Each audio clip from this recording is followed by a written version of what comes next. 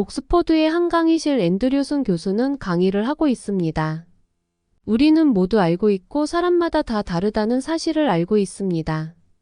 각기 다른 문화, 언어, 사고방식을 가지고 살아갑니다. 그렇지만 여러분, 지금까지 우리가 몰랐던 거의 초능력에 가까운 능력을 가진 사람들이 있다는 걸 상상해 보셨나요? 바로 한국인들입니다. 네, 여러분이 잘못 들은 게 아닙니다.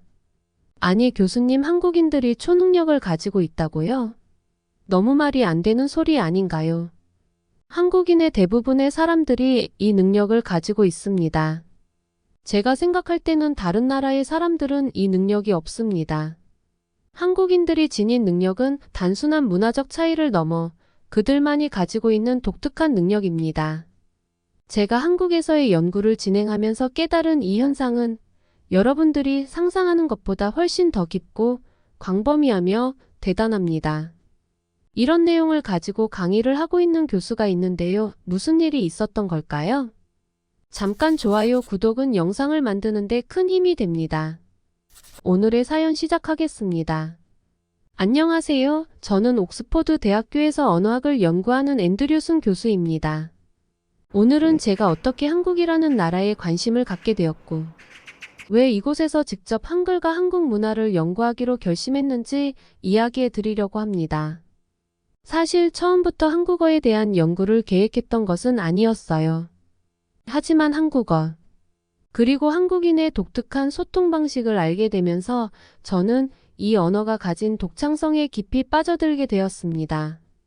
처음 옥스퍼드에서 언어학을 공부하던 시절, 저는 여러 언어를 비교 분석하며 언어가 사람들의 사고방식과 삶에 어떤 영향을 미치는지 연구하고 있었습니다. 그때 우연히 한 논문을 접하게 되었어요. 그 논문은 한국어의 높임말 체계와 그로 인해 형성된 사회적 관계에 대해 다루고 있었습니다. 한국어가 단순히 문법적으로 복잡한 언어가 아니라 그 안에 사회적 관계와 사람들 간의 정서적인 소통까지 녹아 있다는 것이 매우 흥미로웠죠. 그 후 저는 한국어에 대한 더 깊은 연구를 하고 싶어졌습니다. 한국어는 주어 생략, 맥락 의존성, 그리고 감정을 암시하는 뉘앙스 등 여러 독특한 특징을 가지고 있어요. 그래서 이 언어가 다른 언어들과 얼마나 다르고 한국인들의 생활 방식에 어떤 영향을 미치는지에 대해 직접 경험해보고 싶었습니다. 한국어가 단순한 소통 도구를 넘어서 사회와 문화를 연결하는 중요한 매개체라는 확신이 들기 시작했습니다. 이런 이유로 저는 옥스퍼드 대학교의 지원을 받아 한국으로 연구 여행을 떠나게 되었습니다. 제 연구의 목표는 단순히 한국어의 문법적 특성을 파악하는 것이 아니라 그 언어가 사람들 사이의 관계와 상호작용에 어떻게 영향을 미치는지, 한국 특유의 사회적 직관이 어떻게 발전해 왔는지를 알아보는 것이었습니다. 제가 한국에 처음 도착했을 때의 이야기를 들려드리죠. 그때는 정말로 모든 것이 새롭고 경이로웠습니다. 인천국제공항에 발을 내딛는 순간 눈앞에 펼쳐진 광경에 숨이 막힐 정도였어요. 여러분도 한번 상상해 보세요. 낯선 땅에 도착했는데 모든 간판이 한글로 되어 있고 주위에서 들려오는 말들이 전부 한국어입니다. 그 순간 저는 지금껏 책으로만 보았던 한글이 이렇게 생동감 넘치는 현실 속에서 존재하고 있다는 사실에 감탄했습니다. 특히 공항에서 만난 첫 번째 한국인과의 짧은 대화가 제게는 아주 큰 인상을 남겼습니다. 공항에서 길을 찾던 중 한 직원에게 길을 물었을 때였어요. 저는 그분에게 한국어로 여기가 어디로 가는 길인가요? 라고 어설프게 물었죠. 그런데 그분은 제가 질문을 끝내기도 전에 미소를 지으며 제가 가고자 하는 목적지를 이미 알고 있는 듯한 눈치로 정확한 방향을 가리켜 주셨어요.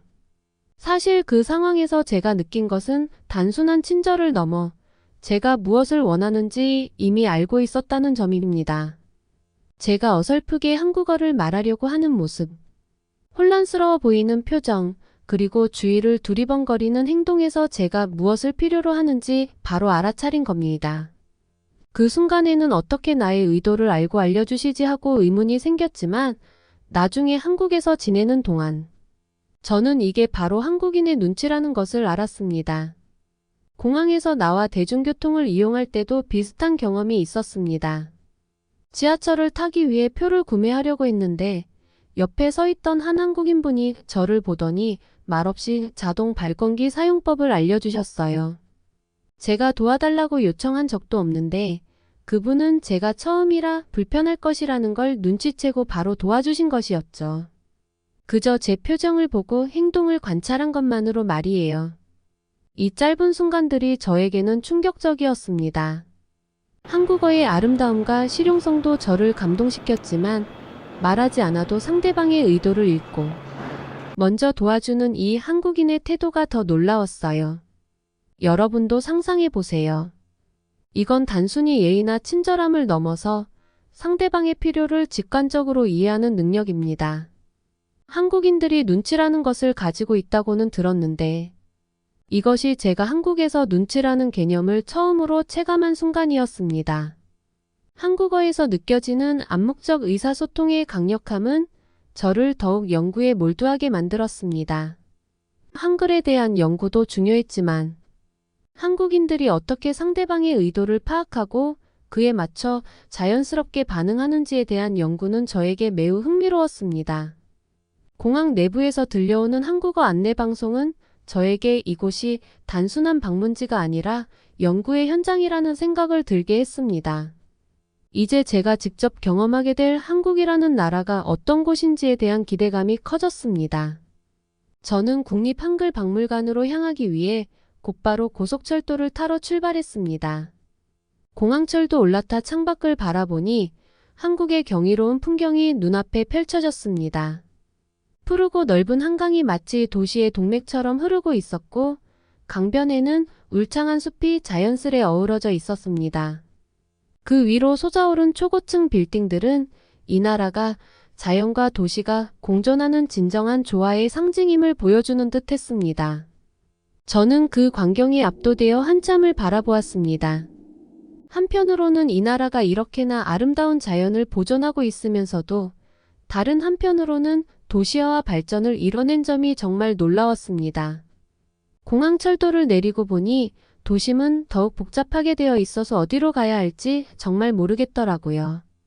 결국 지나가던 한 한국인에게 길을 물어보기로 했습니다. 서툰 한국어로 국립한글박물관이 어디인가요?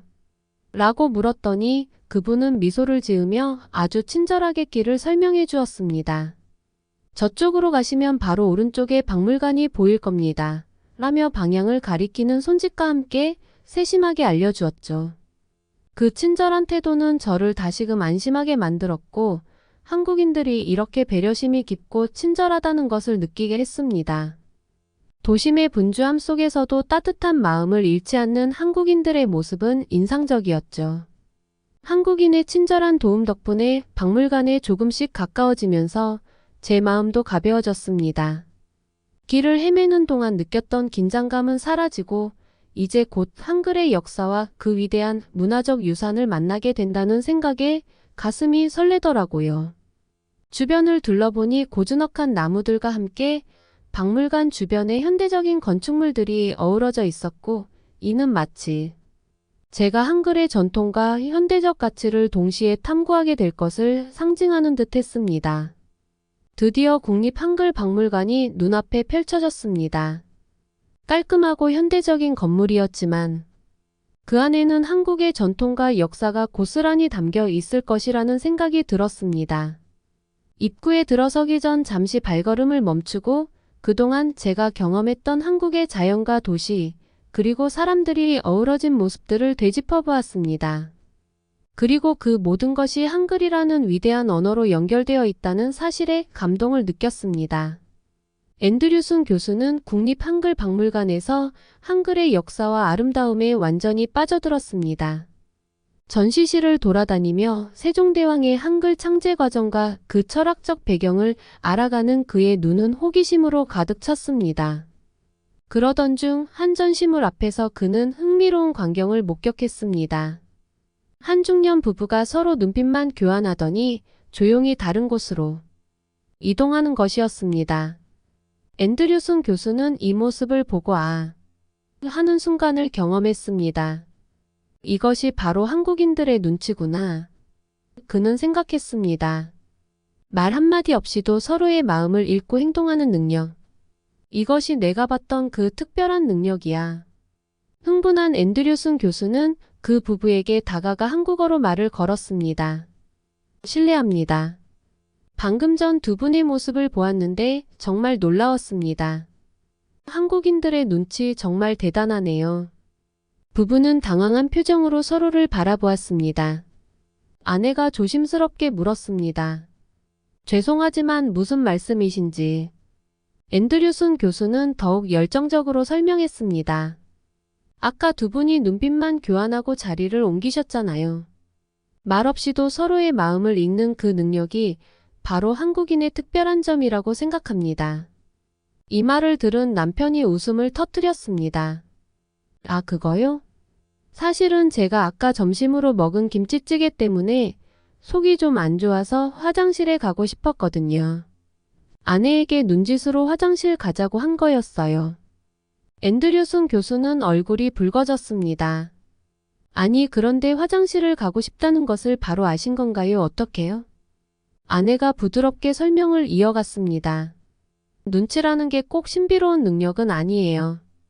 오랜 시간 함께 지내다 보면 자연스럽게 생기는 거죠. 남에 대한 배려나 같이 오랜 시간 살다 보면 얼굴의 표정만 봐도 알 수 있는 것이 있는 것 같아요. 그가 대단한 문화적 통찰이라고 생각한 것이 단순히 일상적인 상황이었다는 것을 깨달은 것입니다. 이 대화를 통해 앤드류슨 교수는 자신이 눈치에 대해 너무 신비화하고 있었다는 것을 깨달았습니다. 한국 문화에 특별한 점들이 있지만 그것들도 결국은 인간적이고 일상적인 것에서 비롯된다는 사실을 이해하게 된 것입니다. 부부와 헤어진 후 앤드류슨 교수는 박물관의 다른 전시물들을 새로운 시각으로 바라보기 시작했습니다. 한글이 가진 과학성과 예술성, 그리고 그것이 한국 사회에 미친 영향 등을 더욱 객관적으로 관찰하려 노력했습니다. 이 경험은 앤드류슨 교수의 연구에 큰 전환점이 되었습니다. 그는 한국 문화의 특별한 점들을 인정하면서도 그것들을 지나치게 신비화하거나 과장하지 않으려 노력했습니다. 대신 한국인들의 일상적인 모습 속에서 그들의 문화와 언어가 어떻게 자연스럽게 표현되는지를 관찰하기 시작했습니다. 이후 앤드류슨 교수의 연구는 더욱 깊이 있고 균형 잡힌 방향으로 발전해 갔습니다. 그는 한국어와 한국 문화의 특별한 점들을 인정하면서도 그것들이 어떻게 형성되었고 일상생활에서 어떻게 표현되는지를 더욱 세밀하게 관찰하기 시작했습니다.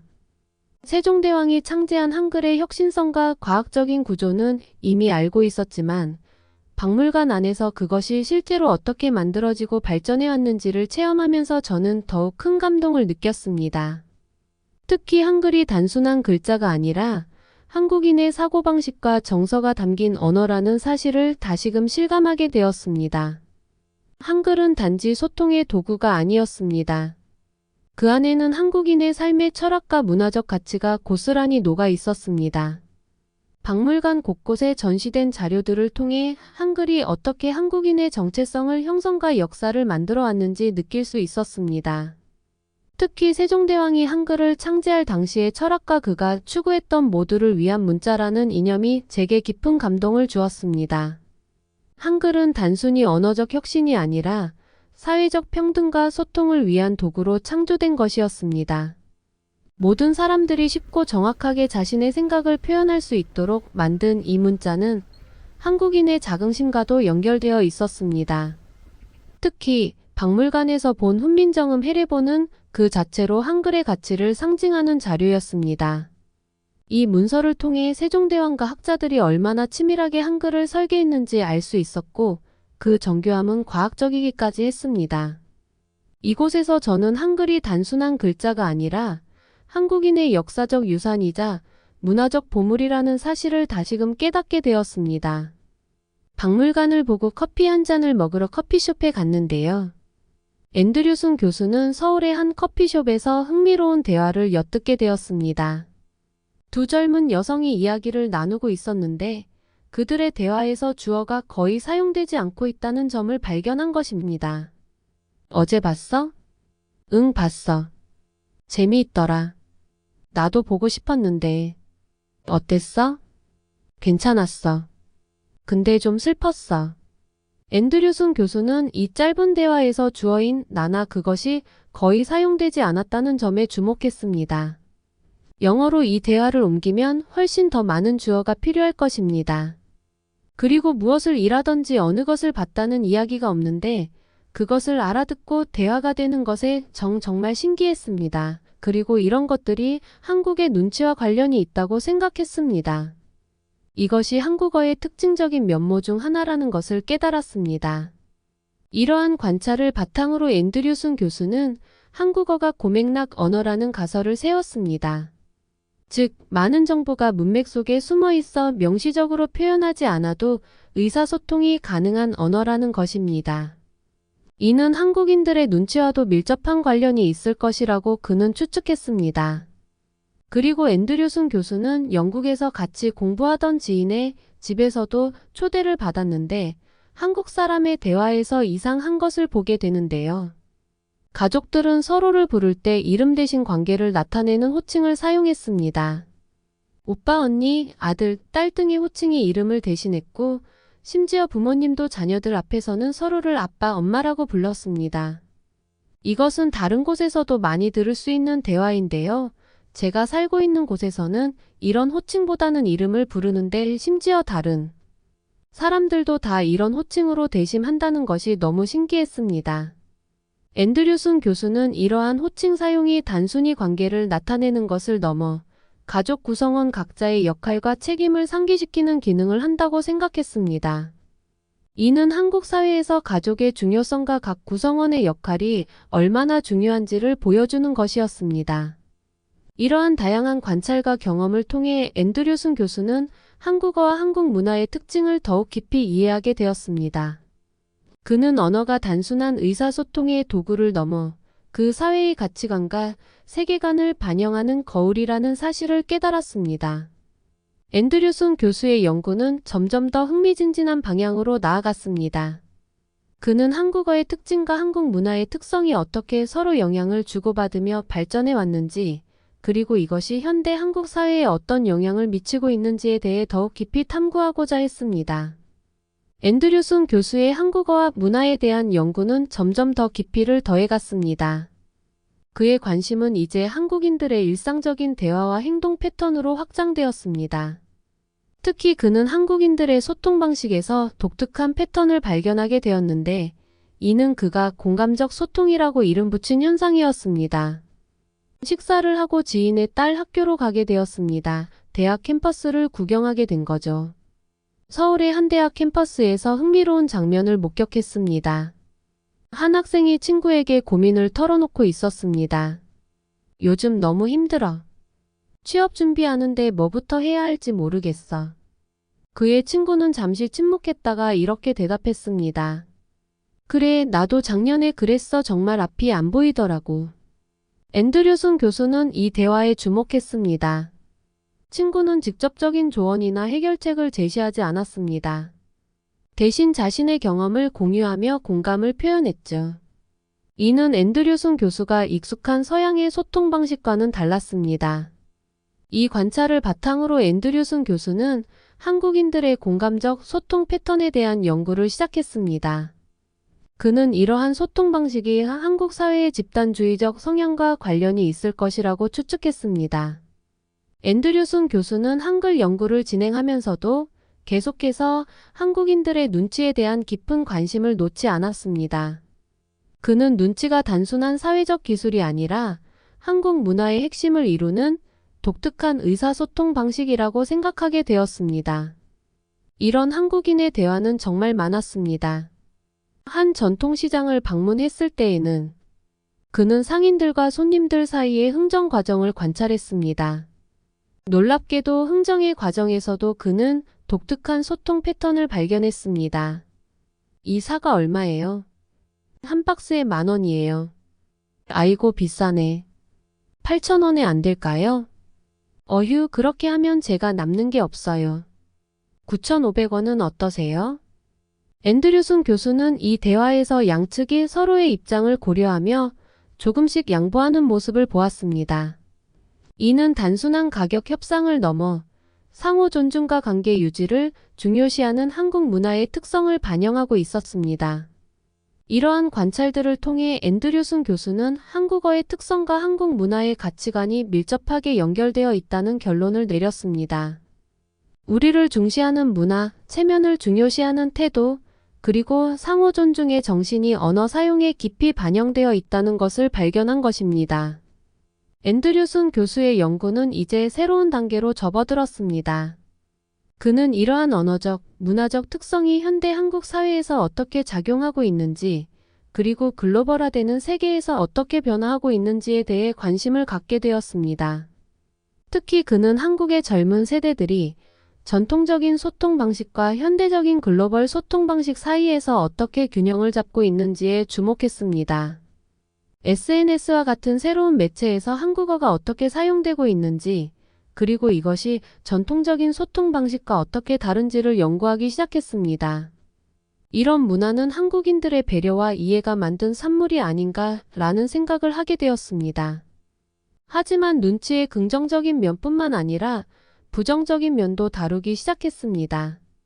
때로는 눈치가 과도한 동조 압력이나 의사소통의 모호성을 낳을 수 있다는 점을 발견한 것입니다. 예를 들어 한 회의에서 앤드류슨 교수는 많은 참석자들이 자신의 의견을 명확히 표현하지 않고 상사의 눈치를 보며 의사결정을 하는 모습을 목격했습니다. 이는 때로 비효율적인 결정으로 이어질 수 있었습니다.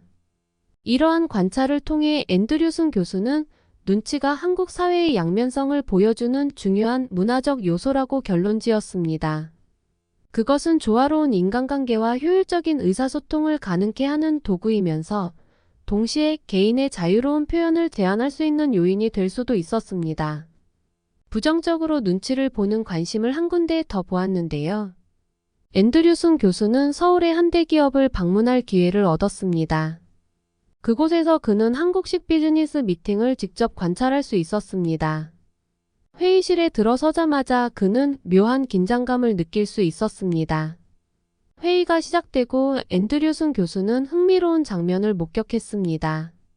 젊은 직원들은 대부분 침묵을 지키고 있었고 중간 관리자들이 조심스럽게 의견을 개진했습니다. 그러다 갑자기 한 고위 임원이 말을 꺼내자 모든 사람들의 시선이 그에게 집중되었습니다. 우리 회사의 미래를 위해 새로운 전략이 필요할 것 같습니다. 여러분은 어떻게 생각하십니까? 이 질문 후에 잠시 침묵이 흘렀습니다. 앤드류슨 교수는 이 순간이 바로 눈치가 극대화되는 순간이라고 생각했습니다. 사람들은 서로의 표정을 살폈고 누군가 먼저 말을 꺼내기를 기다리는 듯 했습니다. 마침내 한 중간 관리자가 조심스럽게 입을 열었습니다. 네, 임원님 말씀에 전적으로 동의합니다. 새로운 전략이 꼭 필요한 시점이라고 생각합니다. 이 말을 시작으로 다른 사람들도 차례로 의견을 내기 시작했습니다. 앤드류슨 교수는 이 과정에서 눈치가 어떻게 의사결정 과정에 영향을 미치는지 명확히 볼 수 있었습니다. 사람들은 상사의 의견에 동조하면서도 자신의 생각을 조심스럽게 덧붙이는 방식으로 의견을 표현했습니다. 이 경험을 통해 앤드류슨 교수는 눈치가 한국의 비즈니스 문화에서 중요한 역할을 한다는 것을 깨달았습니다. 그것은 단순히 상대방의 기분을 맞추는 것이 아니라 복잡한 조직 구조 속에서 효과적으로 의사소통하고 의사결정을 내리는 데 필수적인 요소였습니다. 이것은 눈치의 양날의 검 같았습니다. 좋은 의미에서의 눈치도 많지만 남의 눈치를 보며 자신의 의지와 신념을 이야기하지 않는 모습을 보았기 때문입니다. 해외에 있는 기업들에서는 볼 수 없는 광경이었죠. 하지만 한국인의 눈치는 정말 필요하면서도 조절만 잘한다면 유용하게 쓰이는 능력은 맞는 것 같습니다. 앤드류슨 교수의 연구는 우리에게 많은 것을 시사합니다. 우리가 당연하게 여겼던 눈치의 개념이 사실은 얼마나 복잡하고 다층적인 문화적 현상인지, 그리고 이것이 우리의 일상생활과 사회 전반에 어떤 영향을 미치는지 깊이 생각해 볼 수 있는 기회를 제공했습니다. 또한 이 연구는 우리 문화의 특별한 점을 재발견하고 그 가치를 새롭게 인식하게 해주었습니다. 눈치와 같은 우리의 문화적 특성이 글로벌 사회에서 어떻게 장점으로 작용할 수 있는지, 그리고 어떻게 발전시켜 나갈 수 있을지에 대한 새로운 시각을 제시해 주었습니다. 이런 내용으로 옥스퍼드의 강의실에서는 강의가 이루어졌고, 앤드류슨 교수는 한국에 대한 한글뿐 아니라 한국인이 가지고 있는 능력에 대한 연구를 더욱 하고 싶다는 이야기를 하셨는데요. 눈치라는 것은 소극적으로 변하는 부류가 있지만 그래도 한국인의 정말 큰 능력이라는 것을 알리고 있다고 합니다. 여러 다른 나라의 매체에서는 한국인들의 초능력이라고도 하는 눈치는 한국인들만의 능력이라고 하는 분들이 많습니다. 좋은 초능력이 됐으면 좋겠습니다. 오늘의 이야기가 우리 문화에 대한 자부심과 함께 세계 속에서 우리의 역할에 대해 새롭게 생각해 볼 수 있는 기회가 되었기를 바랍니다. 그리고 오늘도 힘내는 하루 되시길 바라겠습니다. 오늘의 사연은 여기까지입니다. 좋은 하루 보내세요. 감사합니다.